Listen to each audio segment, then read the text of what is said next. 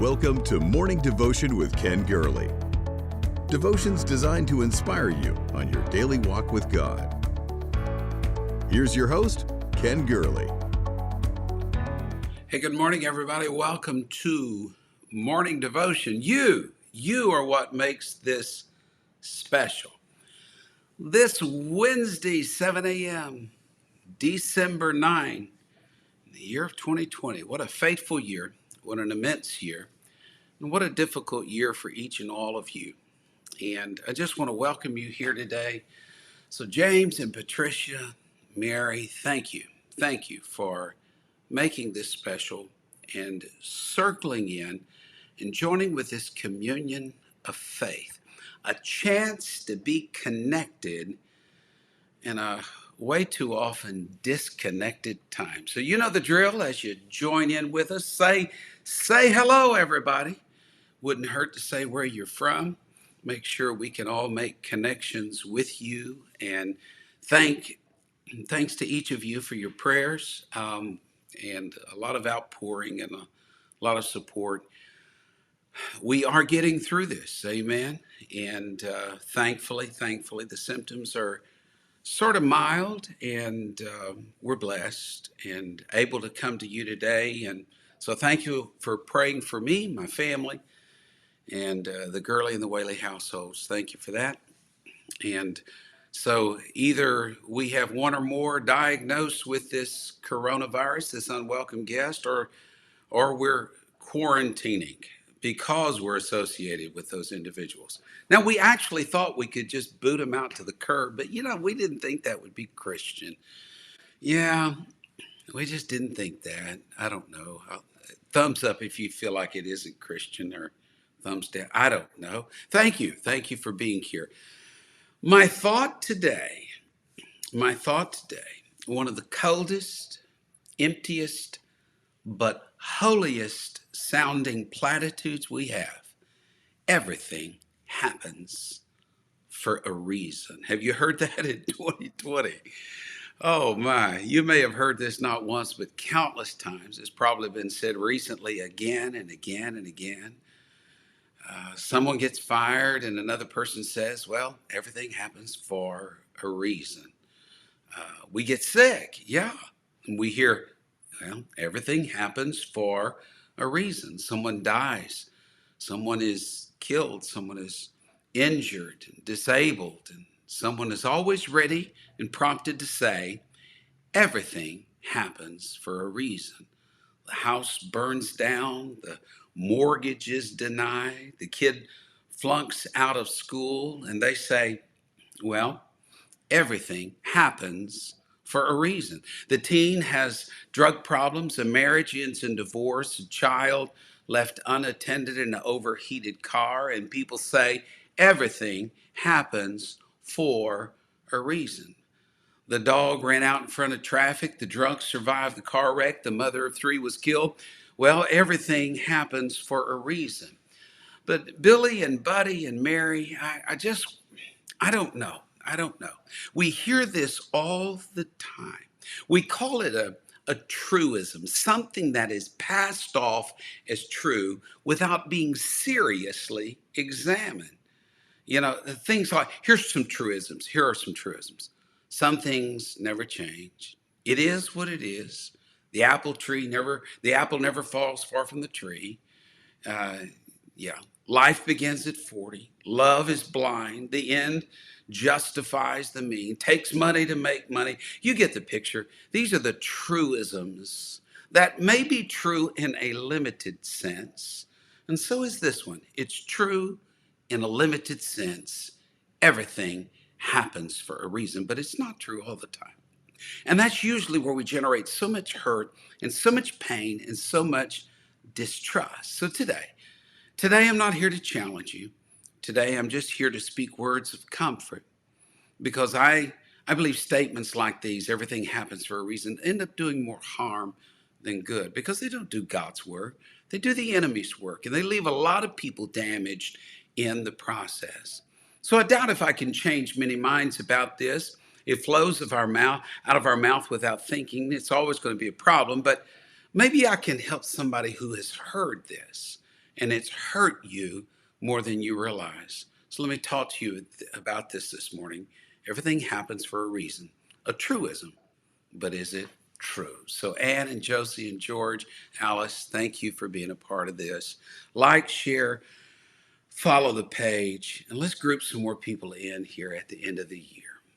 I've always had a fascination with words. My mom always made certain we kids had books around the house, books within reach of where we were language wise. The day I learned to read and I found that words opened worlds, I became fascinated with words, how we use them, what words we choose to use, and the vital connection between our words and our inner man, that we speak who we are. From the abundance of the heart, the mouth speaks. We speak who we wish to be, for death and life are in the power of the tongue.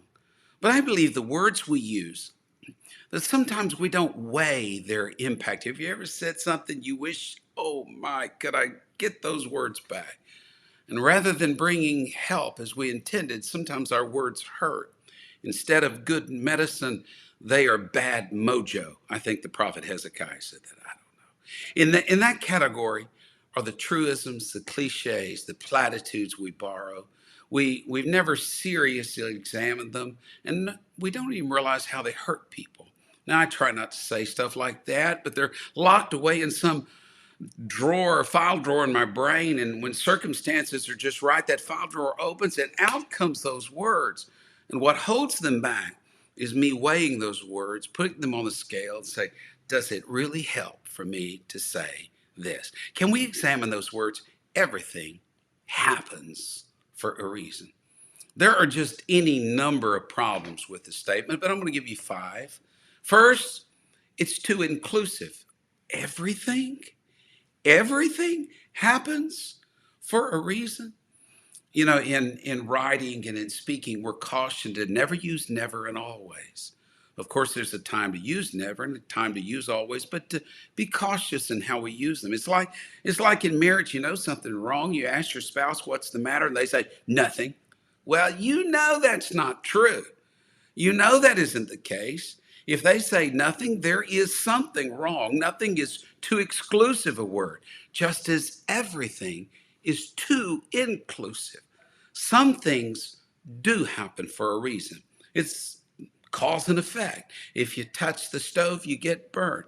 That burn happened for a reason. If you jump from a plane, even with a parachute, you sort of are heightening your risk. You know, gravity is hard to defy.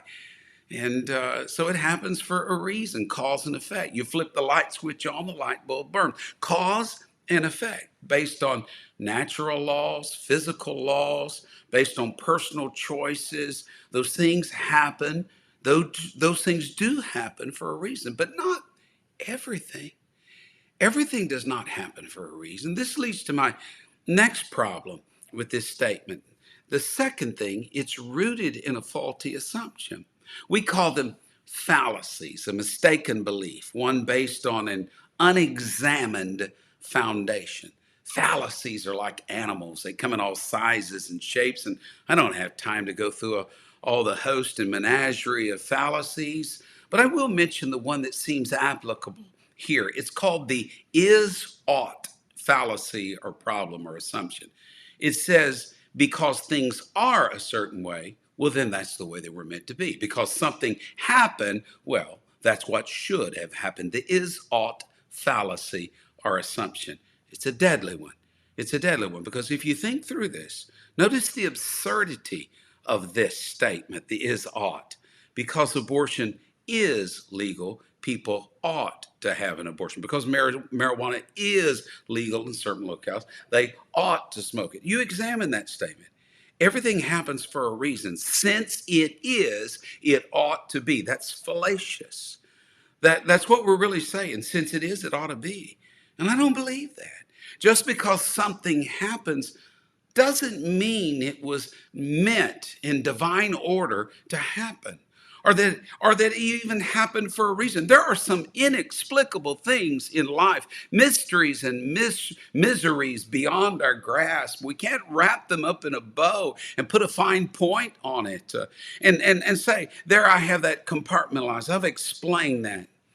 No. Some things, yes, they happen for a reason. Everything, no. People go through things that are not rooted in reason. And I'm not sure saying that everything happens for a reason really helps those people. Because what I'm really saying when I say that, it was just meant to be. And that leads me to my next problem with this statement, the third problem. It minimizes personal choice and responsibility. One of the laws we read about in the Bible is called the law of the harvest. You reap what you sow. We call it sowing and reaping. And it's the law of the harvest. It's inviolable. Moses stood between two mountains. He said, let's put the blessing on Mount Gerizim. Let's put the cursing on Mount Ebal. If you do this, you're going to be blessed. Obedience leads to blessing. You live on the shoulders of Gerizim. If you do this or you don't obey, you're cursed because disobedience leads to cursing and you live on Mount Ebal. That's cause and effect. That's sowing and reaping for good or bad. Personal choices matter. But when we say everything happens for a reason, we're denying, in a sense, the power of choice and personal responsibility. That what we choose doesn't really matter in the grand scheme of things. It's more fatalistic than faith. It's more false Eastern religion than true trust in God. Karma in Eastern religions. It's most properly the result of a person's actions, cause and effect from this life. But here we go.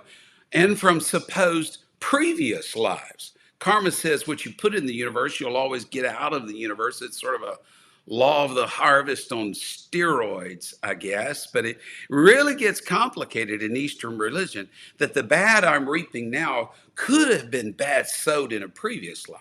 And the good sowed now can be reaped in a future life. But we don't have many lives. We've got one life. And we can't attribute the bad things that happen in this life to a previously lived life. It's this life. It's the life we choose. It's our personal responsibilities. James said, whereas you know not what shall be on the morrow. For what is your life? It's even a vapor that appeareth for a little time and then vanisheth away. Just a life. Just a life. That song we used to sing growing up in this thing. Only one life. So soon it will pass. Only one life. Only one life. Only what's done for Christ will last. Only one chance, one chance. Can't go back, relive it. I got one chance to do his will. So to give to Jesus all your days. It's the only life that pays. When you recall, you have but one life. In this one life, we make choices. And yes, there's consequences to those choices for good or bad. That's why Moses said, choose a life. Choose life. Make those choices that lead to life and life everlasting. This is personal responsibility. It says if I speed and get a speeding ticket, there's a reason for that. That happened for a reason. I'm reaping what I sow, but sometimes, and you hear me very carefully when I say this, we reap things in our lives that we didn't sow. They were sown by someone or something else. It can be for good. We can reap things that our forefathers sowed and praise God for that, but it can be for bad. And we're scarred and we're hurt by the actions of others. And those scars and those hurts and those whirlwinds that we've reaped in our lives, not prompted by our actions and choices, but by others. Not prompted by what we're in control of, by circumstances and choices beyond our control. It just doesn't help people then to say, oh, well, everything happens for a reason. Because we live with the steering wheel of our choices, that we can steer ourselves to the blessings of Mount Gerizim, or we can steer ourselves to the cursed shoulders of Ebal by disobedience. It just doesn't help for people to tell you, well, that's how it was meant to be, because it abrogates personal choice. Number 4, it elevates a wrong concept of God. When people tell you everything happens for a reason, usually it's in the context of something negative and harmful and grievous and tragic. Implied, if not directly stated in it, is God made it happen. This is the hand of God at work. I don't think we should publish fake news about God. Isn't that what Job's friend did for the majority of the book of Job, they said, God did this, and God said this, and God did this, and God did that. And God said toward the book, that's just not true. That's not true. This is an old concept we need to be aware of. It's called sovereignty, and God is sovereign. And I'm not sure how you view that phrase. But the way it's been viewed in the past by many people is what happens was meant to happen. God made it happen. And here we go. So when people piously and sometimes thoughtlessly say, everything happens for a reason, they attribute to God anything and everything bad that happens. Because we never say everything happens for a reason when we're blessed, when something good is happening. No, we say, wow, how blessed we are. I deserve this. Thank God. The good we earn, but what about the bad? Well, that's God's fault. That's the sovereignty of God. Be careful blaming things on God. It's appointed to man once to die, meaning that outside of the rapture, we're going to die once. Our bodies were designed to live a long, long time, but sin and the consequences in the garden drug that lifespan down, such that Psalm 90 says that if we get 70 or 80 years in this life, we're blessed. Some of late we're seeing live longer, and we thank God for that. But we know, as Isaiah said, the grass grows, but then it withers. The flowers will bloom, but then they fade away. And there will come a time that our life, as Solomon said, under the sun will be over. But when a person is killed, when a person dies short of their 70 or 80 years, and we say something like, well, it was just his time to go, I'm not sure we've got that right. I'm not sure that God has an appointment on his calendar book saying, okay, this is their withering date. This is their fading time. This is their expiration date. Now, God, in his foreknowledge, knows so much about us. He knows the number of hairs on our head, our voice prints, our retina prints, our DNA. He knows the human genome inside of each of us. He knows what we're going to face. And of course, he knows the day of our death. But that foreknowledge does not mean that he predetermined it. He's not saying, that person's time limit is approaching, so what tragedy can I send their way? God's the giver of life. He's not the taker of life. And unexplained and devastating events don't come from the hand of God. They come from living in a fallen world and come from the destroyer. So let me put it plain. God didn't give your loved one COVID. God didn't give your child cancer. God didn't cause tragedy to happen. God didn't wreck your marriage. God didn't ruin your financial freedom. God didn't cause your small business to fail. God didn't jerk the rug out from under your feet. God didn't cause you to be abused as a child or abused as a spouse. No, God didn't do that. God's not behind that. So be careful when you say the sovereignty of God and everything that's happening. It had to happen. Now, here's what we know about God. He didn't cause it, but he could work something good out of it. And that's what we marvel in. That the bad things that happen are opportunities for God to show forth his glory and his gracious and loving kindness. That's why Job trusted in God, no matter how many times people were saying everything's happening, should have been happening. He didn't want to charge God foolishly because he knew if anything good could come from his tragedy, it was going to come from the hand of God. Solomon did say that God disciplines those he loves, but does he do it in a manner that's inconsistent with his own character?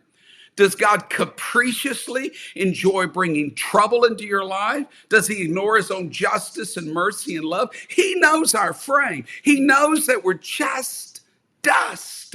He doesn't put more on us than we can bear. And fifth and finally, the issue I have with this statement, everything happens for a reason. Let me just say this finally. It's just not helpful. It's not helpful to tell people that. In fact, it can hurt. And it can hurt very bad because it leaves people asking, why me? Why did I deserve this? This isn't theory, folks. This is fact. I've been with hundreds, if not thousands, of people in times of loss.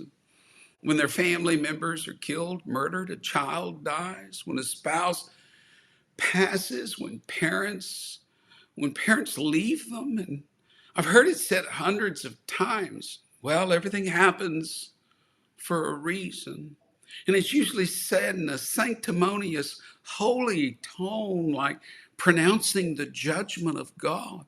It may help some people, but most people don't seem to be helped by it. They're sure not helped by it when I say it, if they even hear it at all. In fact, I think it's the chatter in the valley of grief that you just exclude, because it's people trying to put a band-aid or a bandage on cancer. It's what God said through Jeremiah in chapter 8, for they have healed the hurt of the daughter of my people slightly, saying peace, peace, when there is no peace. And there's not going to be peace until the peace speaker shows up. There won't be peace until we let peace come into our hearts. You see, we're guilty. Here's what we're guilty of. We try to connect all the dots when sometimes they can't be connected. We try to paint silver linings on the darkest of clouds, and sometimes, folks, they're just not there. Well, then what's better, Pastor, than saying everything happens for a reason? You just being there. Climb down into the well of people's hurt and misery. No opinions needed, no judgments. Just listen, care, attune, and say, and demonstrate, I'm here for you. I'm here. You see, when tragedy strikes, it doesn't necessarily happen for a reason, but it can serve a higher purpose. But only God's gracious hand and his body makes that happen. What we need to do is run to God and not away from God. But if we think, God, let this happen to me, he made this happen to me, then we're hesitant to run to him. We would see him as a vengeful God who wrecked our world. But if we know this didn't come from the hand of God, but it's going to be the hand of God and his gracious arms that get me through this, then we're going to find the help we need in the time of need. Everything happens for a reason. Folks, that's just not true. And I'll defy that with every fiber in my being, because in saying that, I would reveal how little I think of God and how little I think of the humanity made in his image and how little I truly understand a fallen world and nature. And I would underestimate the power of God's hand and the power of connection and community that we experience right here in this devotion. It's been a rough year in 2020. I can't say that everything that has happened in this year has happened for a reason. I can't tell you that those trips to cemeteries and funeral homes and standing outside of senior citizens' facility just waving through windows, I can't tell you that happened for a reason. I can tell you we live in a fallen world, and we live in a world that the destroyer is bent on stealing, killing, and destroying. But this is what I know, that no matter what machinations and no matter what injuries that are conjured up by the destroyer of humanity, that we serve the living God who said, I can bring life and speak life into that situation. Rather than saying everything happens for a reason, why don't we say this? In all things, give thanks, for this is the will of God in Christ Jesus concerning you. God bless you. Thank you. Leave your prayer request. Share this with someone who's had a rough year and a rough go of it. And maybe it will minister in a way that something else has not been able to. And maybe it will touch a place in the inner core of their being. You make this special. You make every day special. Thank you for being a part of this. I look forward to seeing you again tomorrow, and may God be with you. Thank you for listening to Morning Devotion with Ken Gurley. Join us next time for another inspiring devotion. To support this ministry, please visit firstchurch.com/.